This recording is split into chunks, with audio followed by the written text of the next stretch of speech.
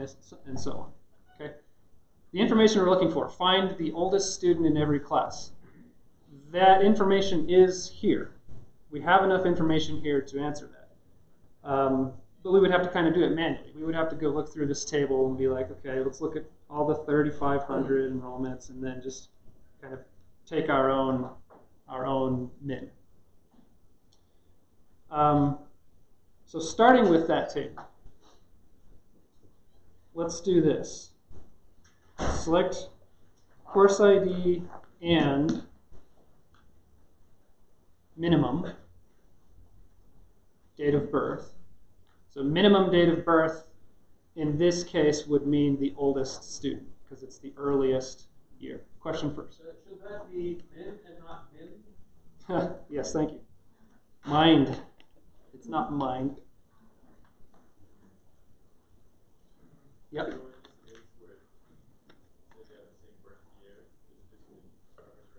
Yeah, so what if there's a tie?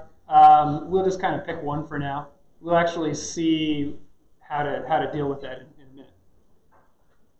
So I'm going to select min DOB as, I'll just rename it so that I can maybe refer to it later. But I'm going to, same table. So select, I'm just selecting different things.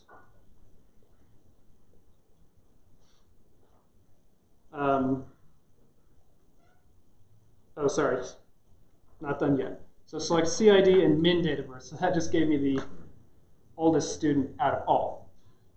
So I want from this original table, which is just students natural join enrolled, group by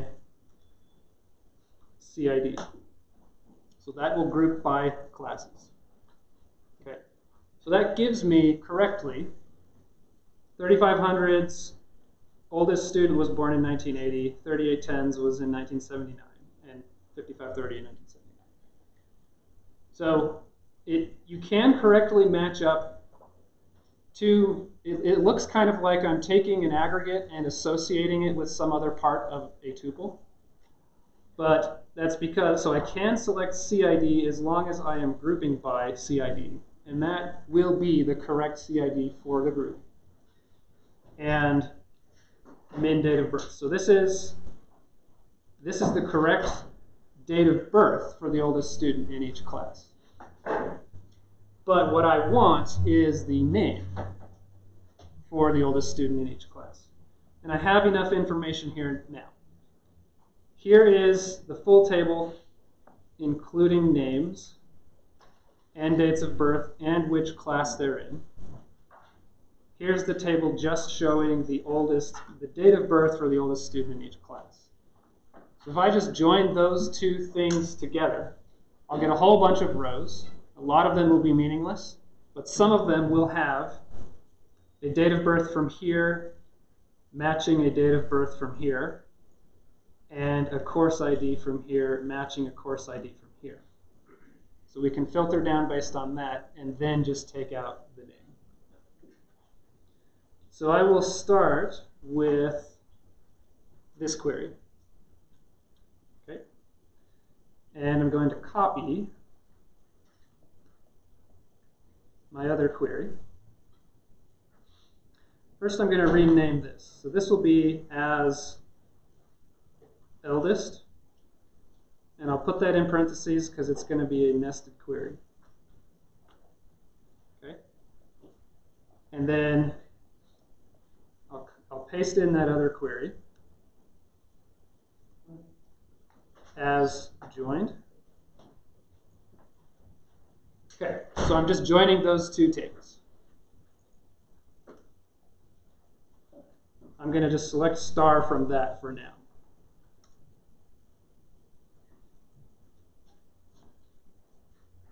So as I said, we get just tons of rows. Lots of them are meaningless. But what I do have is occasionally the CID matches up, and occasionally the dates of birth match up. Yes? When you don't try an actual join and just join, is it just inner join? A join is just an inner join, which is just a cross product. So we just need to add a little bit to our filter. Basically what I said is we need these to match, and we need the dates of birth to match. And then instead of select star, I'm just going to select name. And then I can just do where joined.cid equals eldest.cid and joined.date of birth equals eldest.date of birth. And I renamed it lowercase dob in that table. Let's see, unknown column name. Oh, I think I called it S name. So that gives me just the names, but I also want, let's say, CID, and I'll just pick like joined.cid. Okay, so this is a little different than, so I did an original join, did an original query in a group by that only returned 3 answers. So we'll go all the way back up to where that was. This was just finding the oldest student, the age of the oldest student from each class. This has given me, well, it's saying that Hermione and Ron are both the oldest in 3500, and that's because they have a tie on their age. So maybe this is what you want. This is correct. You know, both Hermione and Ron are the oldest students in that class. What if we really did just want one of them? How do we, there's some way, how can we distill down a bunch of things from a table into one representative for that table? Yep, exactly. So just take that whole thing, group by CID. So we'll just arbitrarily get one of them. Not technically arbitrarily, it'll be the first one, but this does what we want. Is there another? Yeah.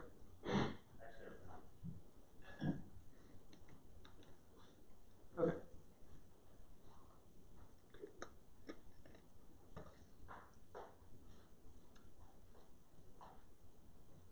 So here's another thing we might want to do with groups.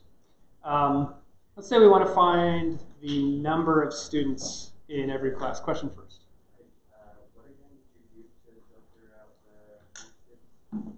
the To filter out what? So what did I do to filter out the duplicates? I just added this to that whole thing. So if we take that off, I have a column called CID. If I group them by CID, then this one and this one are in the same group. And group by just gives us one representative from every group. Could you do a distinct? Yes. So select distinct, though, usually, so it works on a row. So these 2 rows are not distinct because they have different names. How about just distinct by D? Yeah. Okay, one more thing you might want to do with group by. Let's say we want to know the number of students in every class. In fact, we did this last time. Select count from enrolled group by CID. And I didn't select the CID here, so I don't know what classes these counts apply to, because I'm eventually not going to even care about that information. Because what I want to do from here is I want to know the average number of students in each class. Okay. So first thing I'm going to do is, you can't do something like this. Like you might be thinking, well, average of count or something like that. That doesn't work. So what I'm going to do is just put this whole thing into a temporary table. I'll call it counts. And then I'm going to give the count a name so that I can refer to it later. let me actually just select this. So just to show you, so now I can give that a name, so I could use that name later. Okay. But then let me put that into a nested query. And then all I have to do is wait for my internet connection.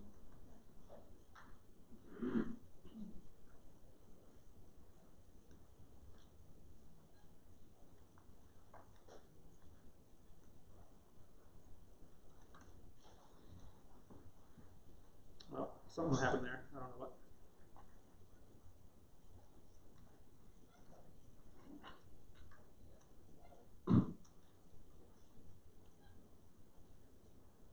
Hey, my query's still there. Good. So put that into a nested query, and then I can just do select average of counts.c from that.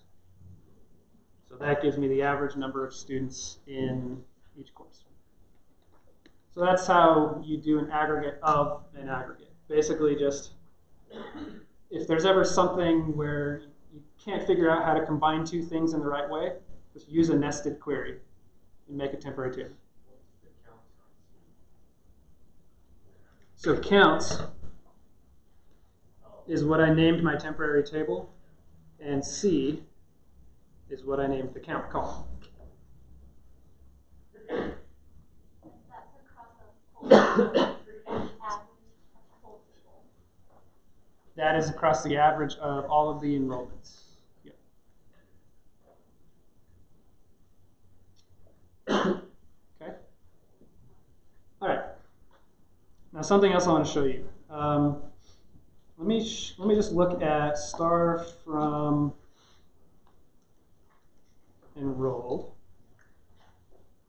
Let's say I wanted to give each student a like categorize them into like superior, good, adequate, things like that for each course based on their grade. So like I kind of want to rename that. So A would become superior, B would become adequate or good or something like that.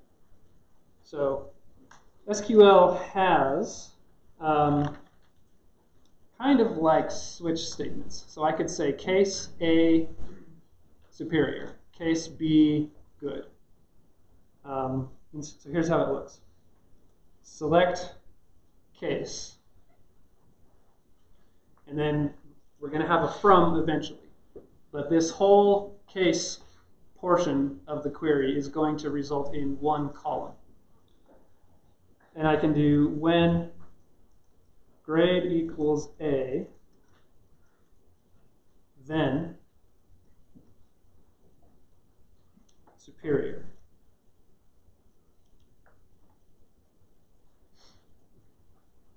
And then there's no comment here. You just put another when.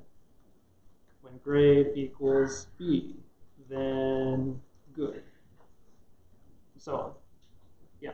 Will that catch the A minus? So will this catch the A minus? No. We'll fix that in a second.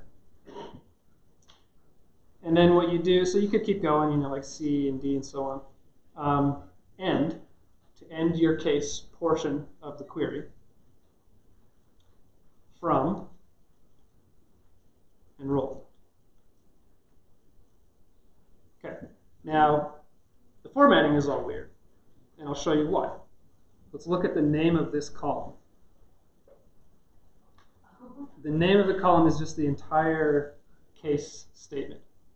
So what you usually want to do is right after the end, just rename it. So I'll call that as remarks. I have some nulls in there because there is that one. Oh, sorry. No, here's why I have nulls.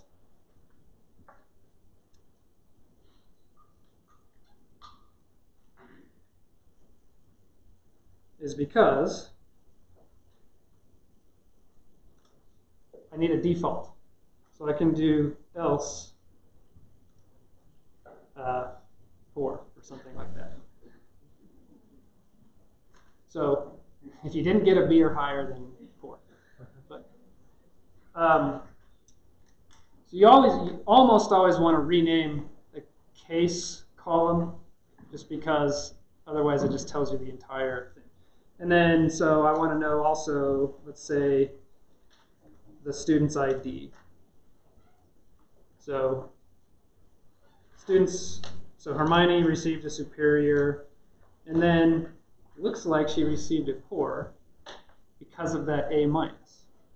So all we have to do to fix that is when grade like a percent. So this is like that regular expression we saw last time. So an A followed by anything is superior. Okay. Any questions there? Yep. Those could be any conditions, right? Like greater than or less than.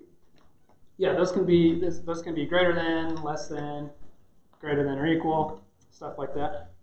Another important thing about the way cases work, let's say you wanted to list students as either like senior, junior, freshman, sophomore, so it would be based on grade. So something you could do is like, if their age is greater than or equal to 18 and less than or equal to, or less than 19, then they are a freshman. Easier way to do that, I'll just kind of write a pseudo query. So we could do something like select case when date of birth is, say, greater than 2001, then freshman. When date of birth greater than 2000, then sophomore.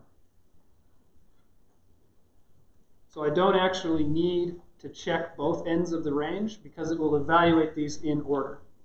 If it was greater than 2001, it'll hit the first one.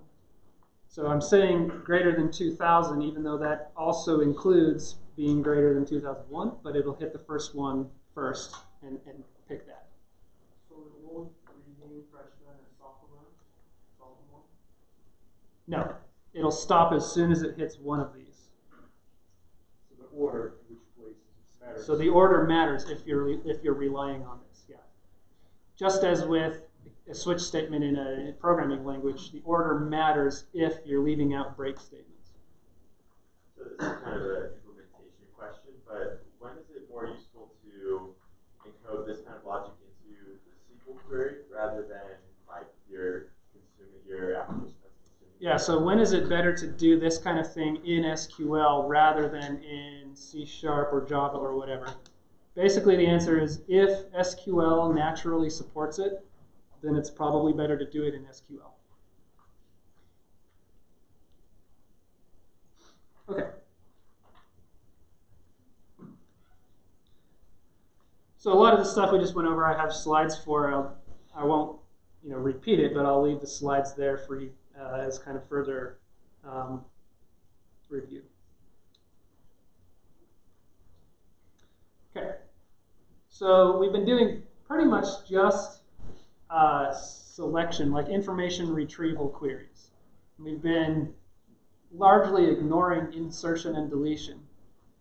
Basic, really simple insertion and deletion we've talked about, like insert a row with exactly these values, or delete a row with exactly this key, or whatever. Obviously, though, we want to be able to, you don't want to have to hard code your insertions and deletions. You want to be able to do them dynamically, like delete something based on some fairly complex condition. So let's say, as an example, we want to check in all of Joe's books. Okay, here's the library. So how do we represent checking in a book in the library? What action do we take?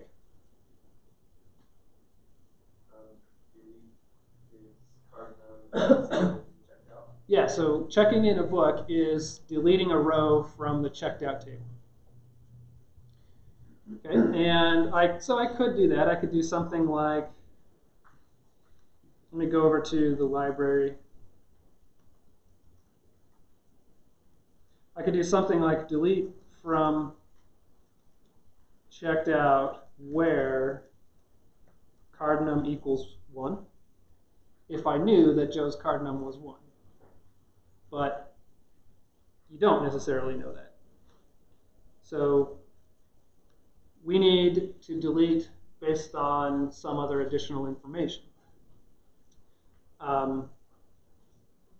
So we can use where as we saw if we have like a hard-coded number. But where works the same way in delete as it does in a select. We can put any kind of complicated conditions in there we want. We can use in, not in. We can even join things, greater than any. Basically works the same way. So let's write a query to check in all of Joe's books. First, let's do select star from checked out. So Joe has a couple of books. And I can do delete from checked out where. And then basically what I want is the card number in this table matches the card number in the patrons table having the name of Joe. So I'll do where card num in. Now I need some nested select here containing card nums. I want it to contain Joe's card num. Select card num from patrons where name equals Joe.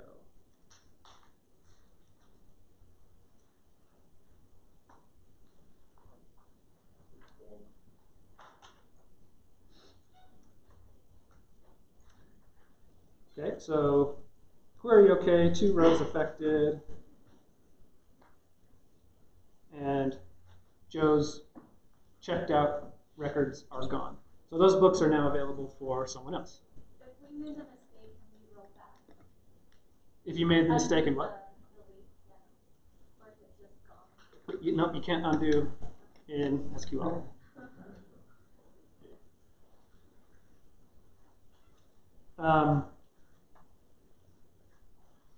Okay.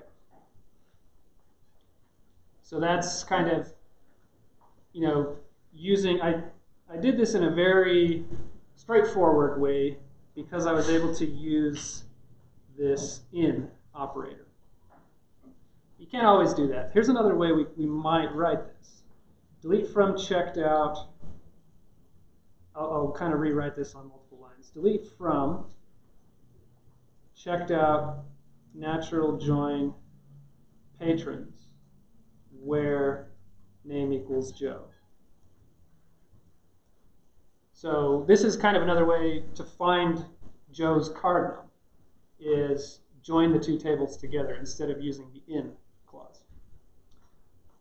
Problem here is, look at what I'm trying to delete from.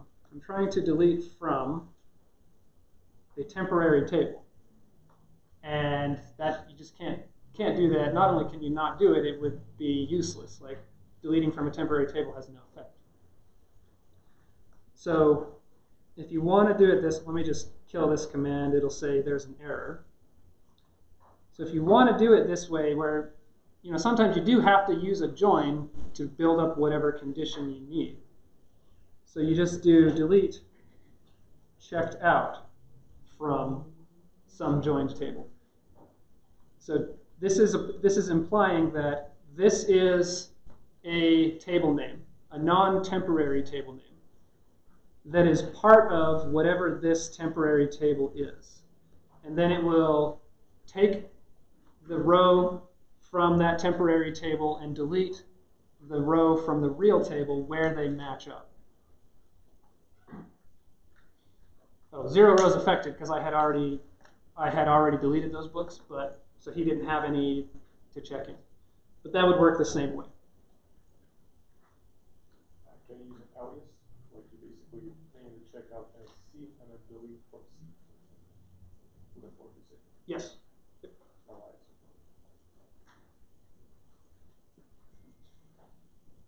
Okay. When you delete checked out, is that a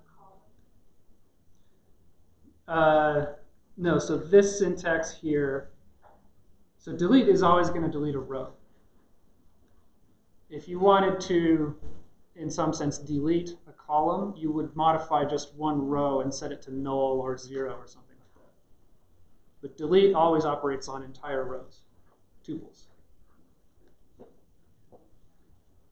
What if you want to check in only one book specifically? Like a real get two books? Yeah, so what if you wanted to only check in one book? Then you would do something like, so let me go back to my in version of the query. So this is where I'm using in. Let's say you only wanted to check in the book with a certain title. Then you could do something like and serial in.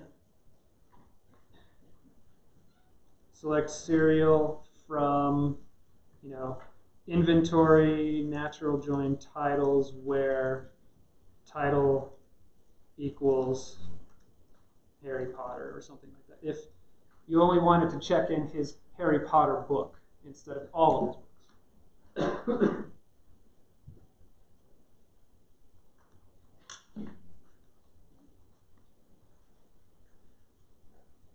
So again, just slides kind of repeating what we just saw. Okay, similarly for insertions, what if we want our insertions, we don't want to have to hard code card numbers and serial numbers and stuff like that. So let's say we want a query that will check out. So checking out is the opposite of checking in. Checking out would be adding a row to the checked out table. We want a query that will check out some book title for some patron's name. And then we can reuse that query and just change the title and the name, and it will go and dynamically do that. Problem is, so the checked out row table is the one we need to insert into, but checked out has neither book title nor patron's name. So we're going to have to go do some more joining and filtering to figure out what card num and what serial we want to put into the table corresponding to that book and that person. And the way we can do that is, so remember the syntax for insert. We do like something like insert into values, and then we put comma separated values for the new row we want to add. Those values can be dynamic, so they can come from a select. So it's the same syntax, but I just have to put a nested select for each column that I want to insert. And the thing about this is whatever that select returns has to be exactly one row. If you tried to say, let's say the select here on the left and the select here on the right had a different number of items in them, like a non-square situation, you can't insert just like one column here and 7 columns, 7 for the other column. It doesn't work. Okay. So back to this question, a query to insert, or a query to check out for a certain patron, a book with a certain title. Yeah. Sorry, with the insert, with your selects, if they're the same number, it's a square table, as you said, that'll still work. No, they have to be one. Yeah. So insert into checked out values. And the values I want are going to be dynamic. So I'm going to have, for each of these, I'm going to have a nested select. The first thing I want is the card num for some person. We'll use Joe. So select card num from patrons where name equals Joe. Okay, that's the first column, comma. Select serial from. We need a serial number for a book with a certain title. So this is going to be inventory join titles, where title equals, we'll do profiles in courage.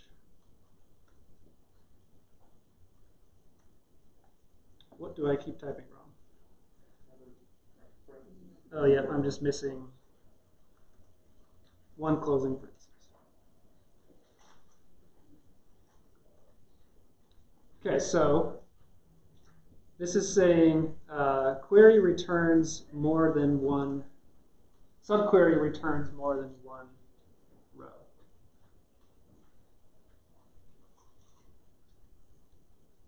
Which one is it? So let's do a different book. Let's do the sound and, oh, I don't know what's capitalized here.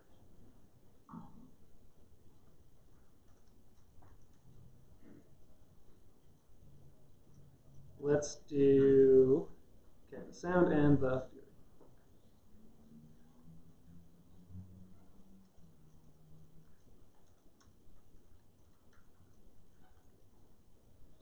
So still subquery returns more than one. Something else is wrong here. I know there's only one copy of that book.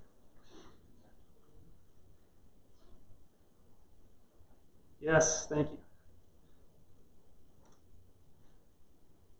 Natural join. So I was joining titles with inventory, which gave me tons of things, and then I was only filtering out. Okay, there. That works. Select star from checked out. So this automatically gave me 1 and 1003 because I specified Joe and the sound and the fury. So as we already saw by accident, what if I do something like this and I leave off this where name equals Joe? So this is going to give me a whole bunch of card numbers. It's going to give me every patron's card number. And that gives me this error that the subquery returns more than one row. So when I'm doing this, I have to just insert one thing at a time. I can't have all these patrons. It's also one row, just one column, right? If you selected One row and one column, yep. So if I want to insert 2 columns, that's why I have 2 nested selects. This one and this first one. Yeah. So the names of the columns in a checked out table happen to be exactly what you're selecting in these 2 selects. When you do these 2 selects, do the names have to correspond? Do the names have to match? No. It's actually only just picking out the item there.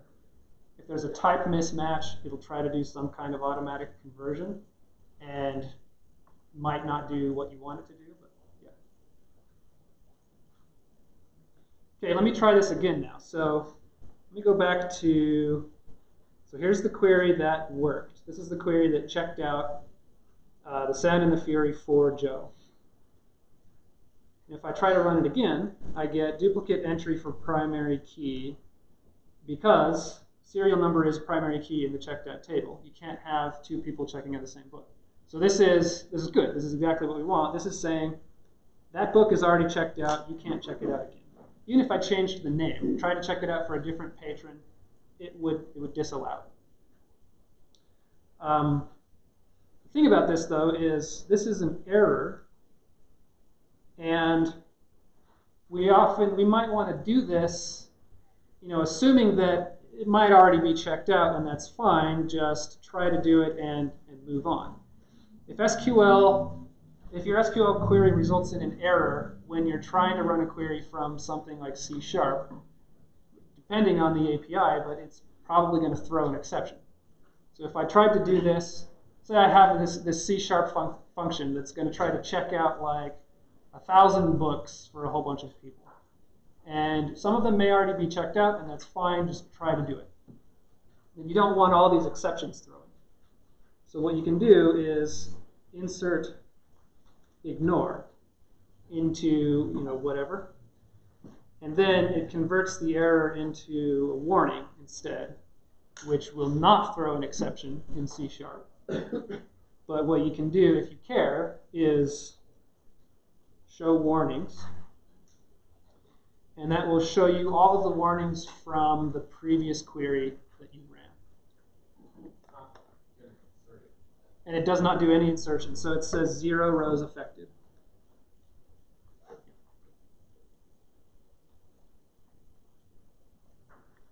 Okay, yep.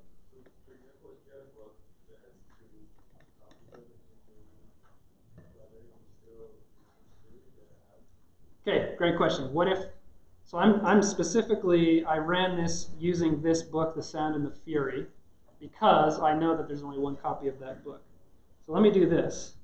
I'm going to delete from checked out, just make sure nothing is checked out. And then let's try to check out the Lorax, which there are 2 copies of. Let me take out the ignore. But as you note, we did get some warnings there, and it said 0 rows affected. So let's see what the error is. Subquery returns more than 1 row because I'm getting multiple serial numbers for that book. So this brings me to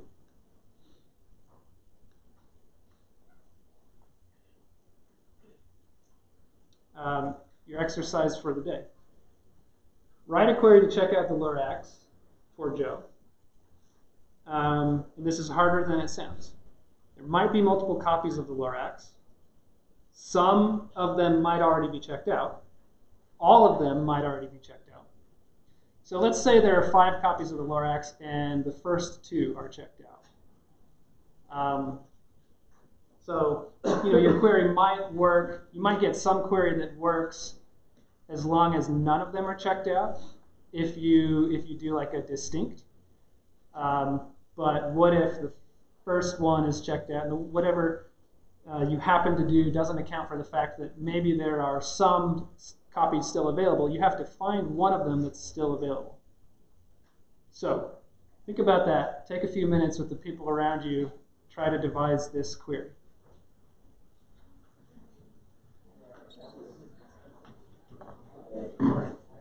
Text for what I'm doing here. So this is the query that we just tried. So this is like a pretty good starting point. So I have select serial from inventory natural join titles where title equals the Lorax. Problem there is that's going to potentially return multiple serial numbers. And any or all of those serial numbers might not be available. They might already be checked out. So first we'll do and serial not in select serial from checked out. So that's just saying for all of the Lorax serial numbers, just make sure that none of them are checked out. And that'll filter it down to the ones that are available, maybe 0. Okay. And then the other problem remaining is there still might be multiple copies here if there are multiple copies available. So what we can do there is pretty simple. Just limit to 1. Okay. One more little issue here. I have to rename this checked out since it kind of interferes with my other checked out, since this is inside of a nested query.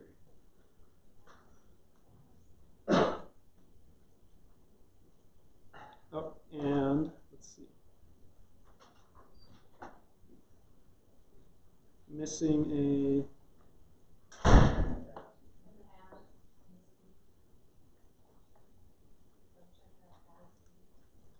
that should be fine.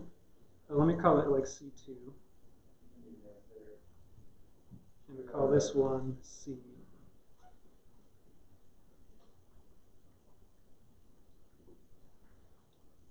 Okay. Now this one's fine.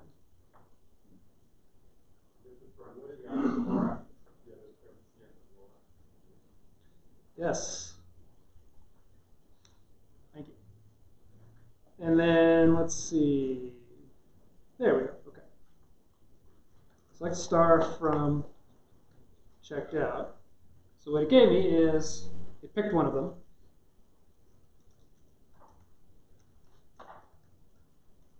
So let's see, we got 1004. So that's ISBN 3379, so that's the Lorax. Here's the other one. Would have serial number 1005. So if I run it again, oops, select star from checked out, it automatically will pick the other one that's available. If I run it again, now it gives me an error. One of those inner selects returned nothing. So finally, the one more thing we might want to add to this query is ignore. And then it'll run without throwing an error. If we wanted to know whether or not the checkout was successful, then we could check those warnings. Is it possible to optimize this query in a way that you can do insert and then select multiple columns so it returns consistent amount of rows for each of the columns that you need to insert? Like insert into and then select column, join, do the join, do the filtering. If it returns something, it's going to insert it. If not, it's just Yes. so you're going to have inconsistency. I believe so, if I understand what you're asking.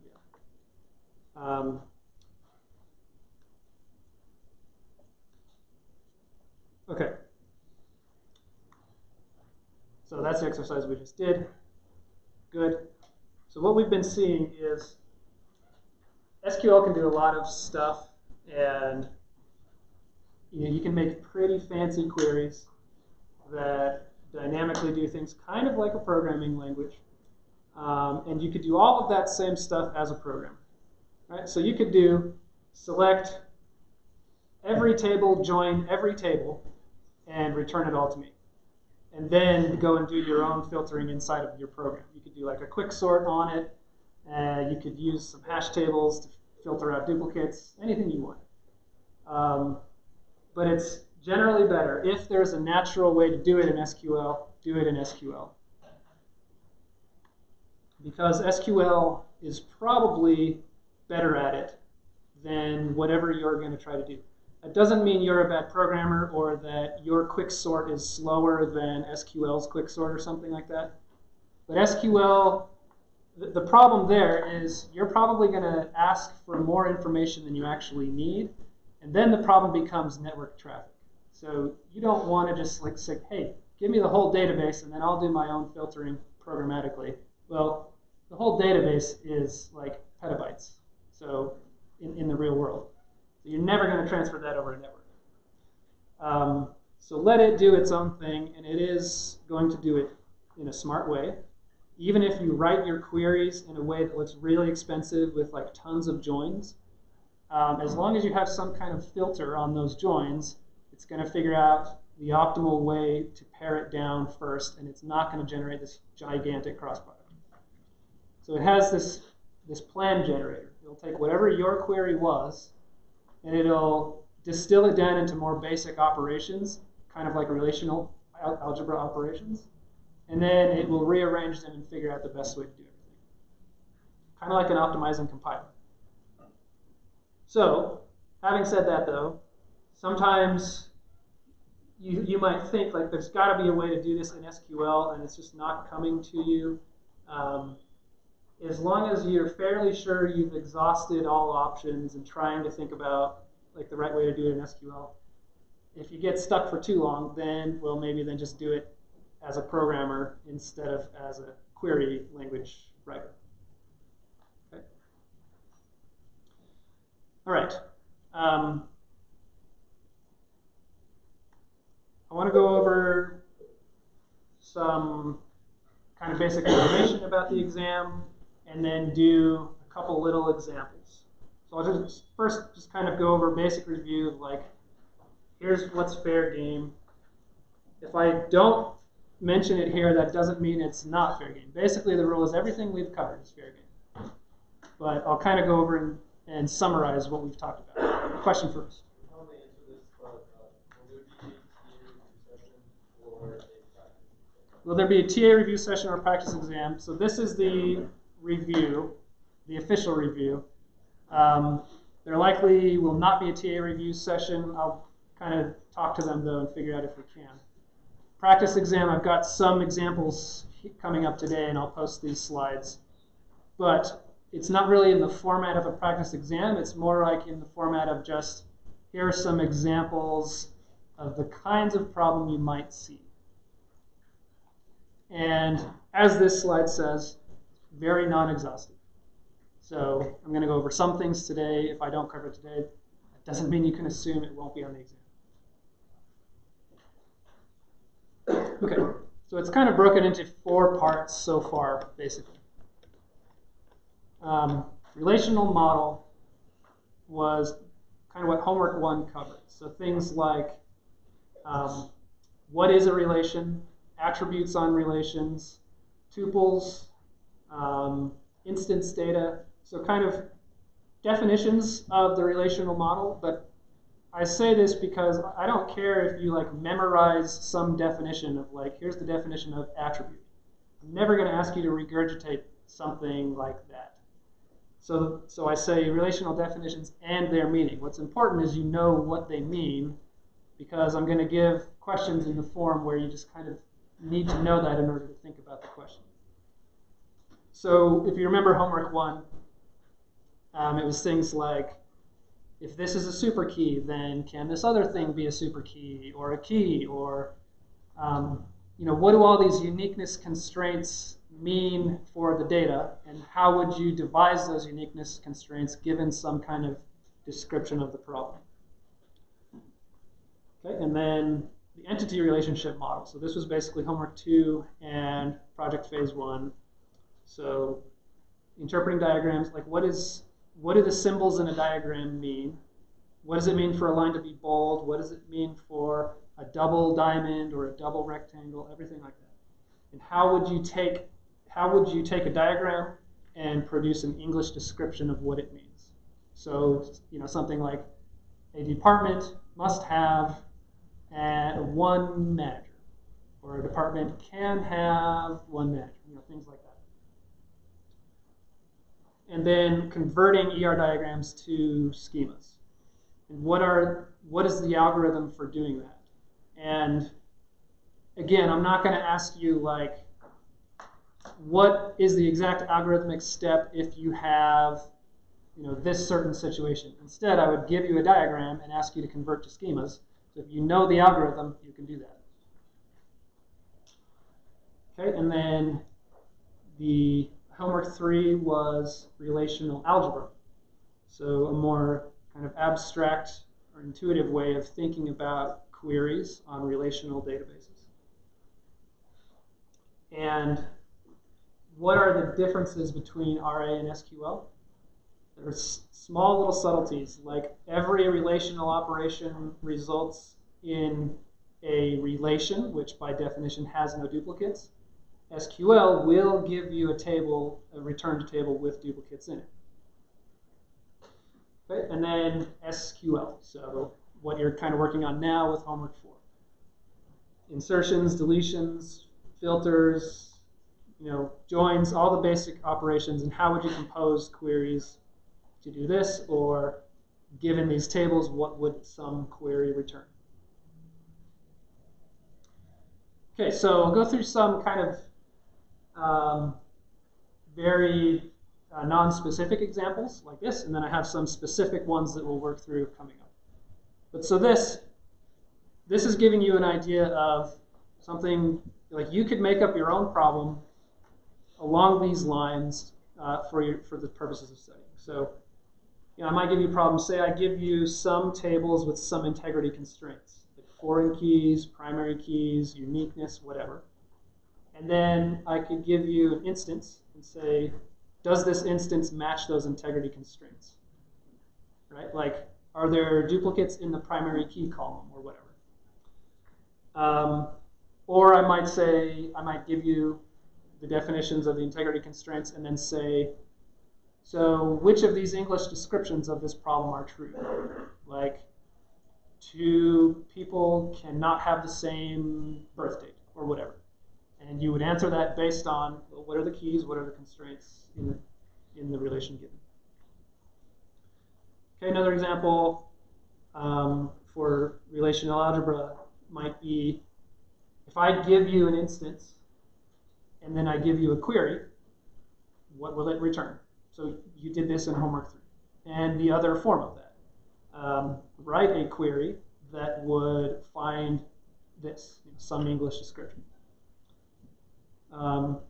And with relational algebra, I can also do this without even having any instance data. I can just say, here are the attributes. You don't know any of the instance data, but you know what the relation means. Write queries or answer questions about queries. Similarly, for SQL.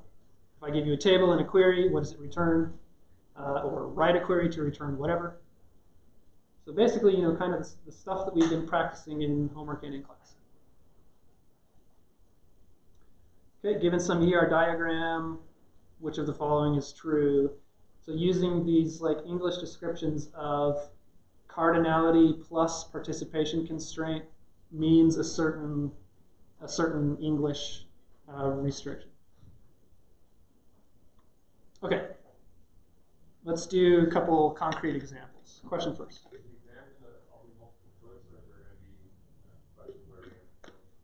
Will the exam be multiple choice?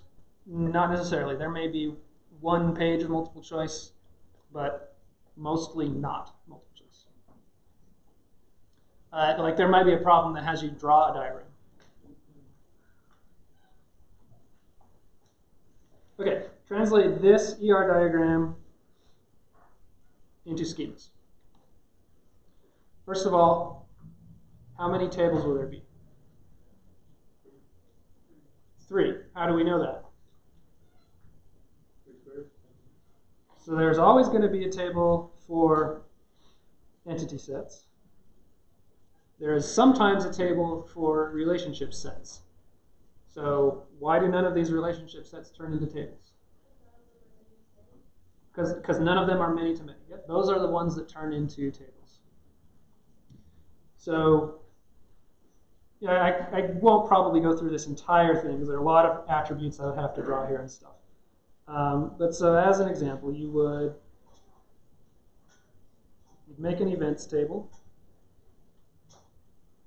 And I will only put in EID. Yes, it would definitely have the rest of its attributes. I'll put in like one other one. But EID is the important one for now. And let me be clear again. I'm taking a shortcut here. This is not actually solving this problem. You would have to draw all the attributes. Okay? And then let's draw the games table. So it would have its GID and its other attributes. Okay? And then what else special do I need to do for the games table?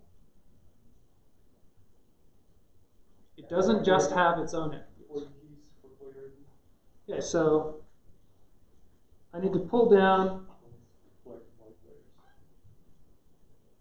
Oh, let's just go with events for now.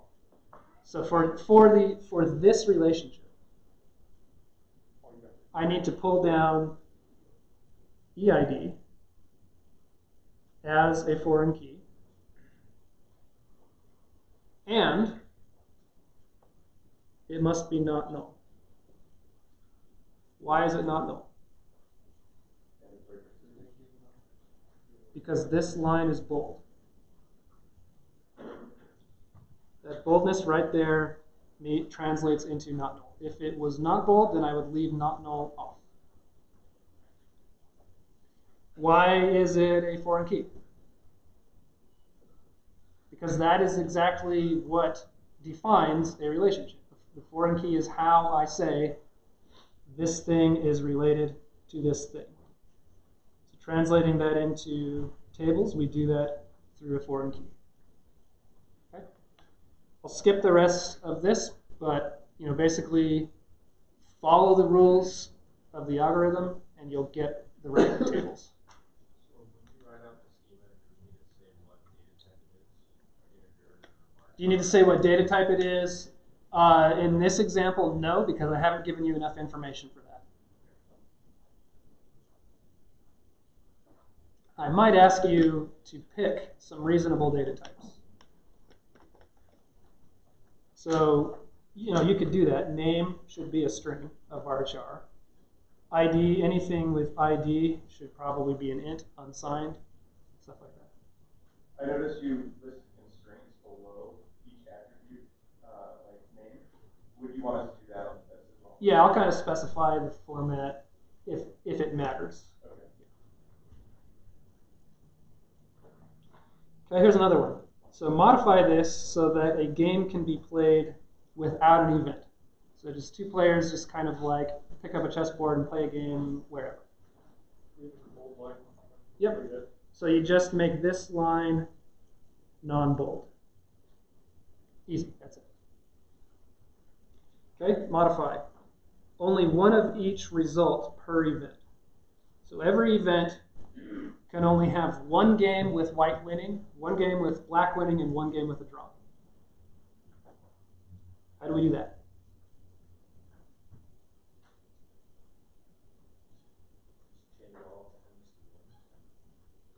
Say that again. Change all of the manys to ones. So, like these.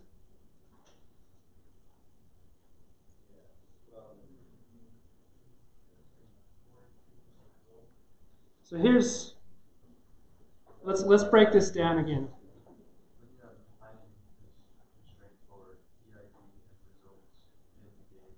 So when you have to define a uniqueness constraint in the games table. Okay, that's, don't think about tables.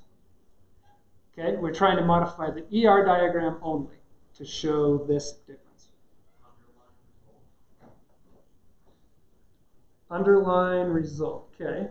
If we did that, so make it part of the key, that means that we can only have one white win, one black win, and one draw total, like ever. Here's the key here. We want one of each result per event. So every event can have up to 3 games. So, would we have to make games a week entry? Yes. Make the result part of the partial key? Exactly. So games becomes a weak entity set. So if we break this down a little, simplify it a little more, what this means is there's some uniqueness requirement between games and events that spans both of their attributes. So result is the partial key. Game ID can go away. And then this becomes the supporting relationship. Okay? That's not going to affect the way that games interact with players at all, is it? No, this does not affect how games interacts with players. Wouldn't if game ID and like back before when we were talking about if result was underlying, if game ID and result were both a primary key, does that mean there could still be multiple results? Like there could be many black player wins because of the different game IDs. Say that again. So if we had game ID and Yeah, like let's say if result was underlined and like game ID is still underlined, so because so that would mean you could have multiple results per game. Oh, that's right. You'd have like one game has 3 results, which kind of doesn't make sense. Okay. Translate this to schemas. Okay. So this was just modifying an ER diagram.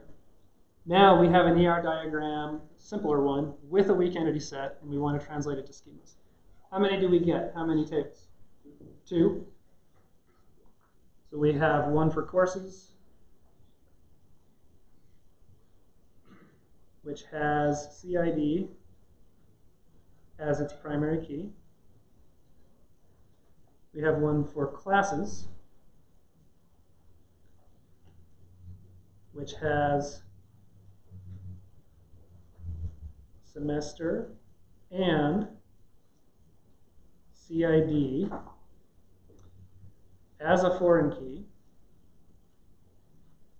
not null. And then the primary key is the combination of both of those columns. That's how weak entity sets are translated. Partial key plus foreign key of supporting relationship combined becomes primary key. Okay.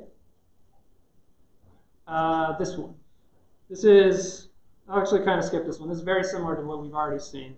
The fact that this is bold means the foreign key in the departments table would have to be not null. But since this is not weak and this is not supporting, then the primary key of departments would be just DID.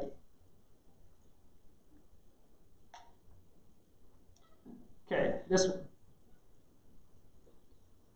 How many tables? 3. So now we finally have a many-to-many. So the relationship itself becomes a table. So we have a students table, a submission table, an assignments table. Students and assignments are straightforward. I'll just kind of skip them. Submissions will have SID and AID, both as foreign keys, and combined as the primary key. It will also have a score. Okay. Yep. So if we show that both of them are foreign keys, we also need to show that they're combined with primary key, or could we just note that foreign keys? So if we show that they're foreign keys, do we also need to show that they're both combined as a primary key? Yes. Those two things mean different things. Yep. So this is showing each separately they are a foreign key. One is a foreign key to the students table, one is a foreign key to the assignments table. That doesn't say anything about what the key for the submissions table is. It needs its own primary key. How would bolded lines factor in here? So these are both going to be non-null anyway. So the bolded lines you can kind of just ignore here. If they were both bold,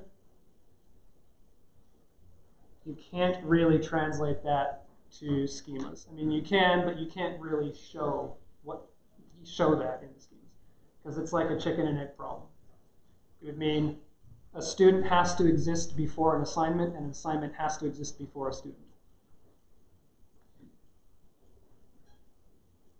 Oops. Yep. In the assignment students table, would like the students have, would it have the AID as well as the foreign key in students table?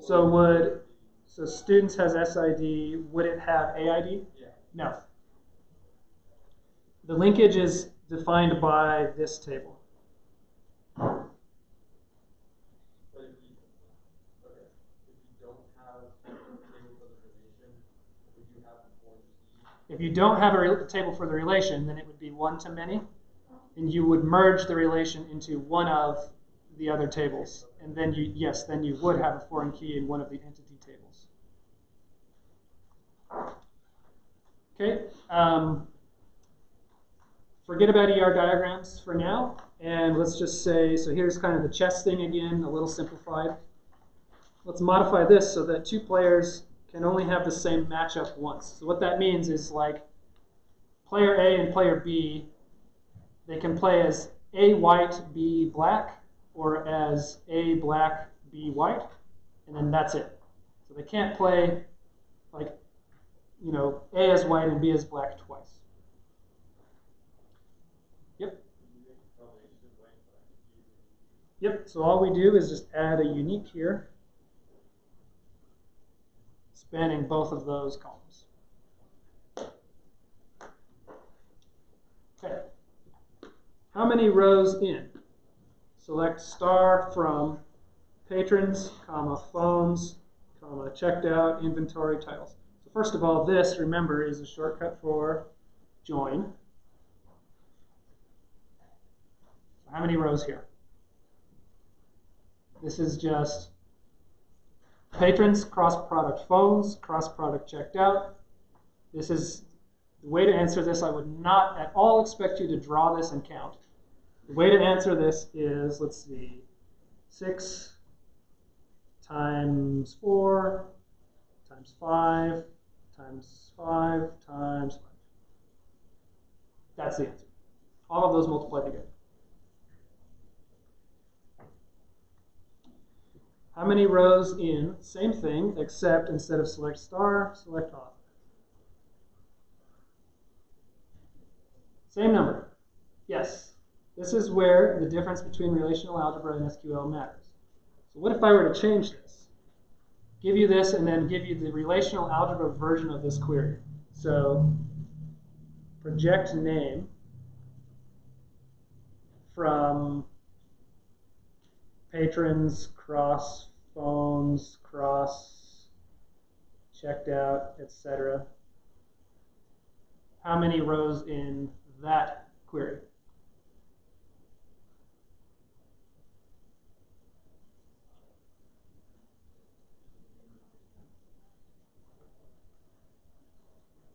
Oh, sorry, we want, yeah, not name. Author.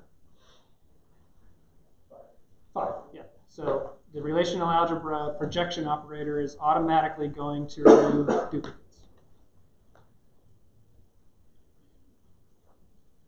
How many rows in? Select star from inventory I left join, checked out C, on I.serial equals C.serial. So let's see. Let's do the on part first. That kind of treats it just like a natural join. So we get this row matching up to there, this row matching up to there, here to here, and here to here. And then since it's a left join, we will additionally have these two rows matched up with null.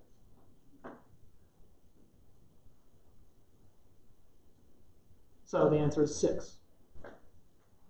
If I took the left out, then the answer would be different if it was just a normal join. Okay, so again, let me reiterate, I've done some very simple examples here. I hardly touched relational algebra at all. I hardly touched like SQL, sort of a bit more advanced SQL at all. Other things, we are out of time for today, so don't assume that this represents the difficulty of the exam. And I will post this.